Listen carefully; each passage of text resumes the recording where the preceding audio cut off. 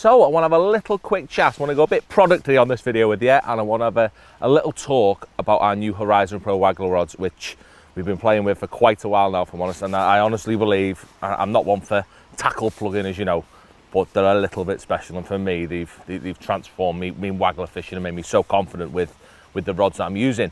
So what I want to do is just break down the 3 different rods in the range for pretty much what I'd use them for. You know what I mean? So I'm using the right rod in the right situation, which I think definitely makes a difference on many occasions. So first, I want to talk about the 11 foot. When we pretty much got an 11 foot or 12 foot, which I'd class as the pellet waggler rods. So, I mean, they're my carp, commercial, angry waggler fishing. Do you know what I mean? When I'm catching lots and lots of big fish. And for the 11 footer, for me, that's me, or it's what we designed sort of as my chucking rod. I like chucking 2 things. When I've got a nice short 20-metre chuck to an island on those sort of elongated wide snake lakes, anytime I'm chucking at something, or maybe on smaller venues when I'm casting very small wagglers, small foam type wagglers, then I want an 11 footer. Just it's nice. I feel really comfortable with it in my hand. It's just a joy to use, sort of. It feels comfortable using because it's not sort of tip heavy and you don't need that extra power for casting big floats.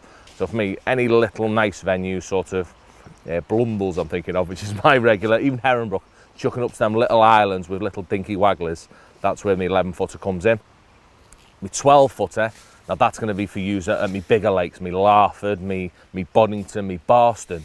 When I'm more likely to be throwing heavier wagglers, Hayfield as well, that'll be a key one for it. When I'm chucking 6, 8, even 10 gram wagglers on some angry days, then I'm going to use a 12 footer that's just got a bit more poke to it. I mean, it's going to allow me to whack them big heavy balsa floats a little bit more accurately and with a bit more force and keep my line straight, which is really important with them wagglers.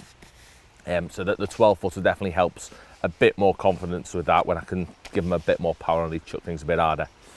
Finally, and this one goes, I wouldn't class the 13, in fact it's definitely not. The 13 for me isn't a pellet waggler rod, it is a beautiful waggler rod.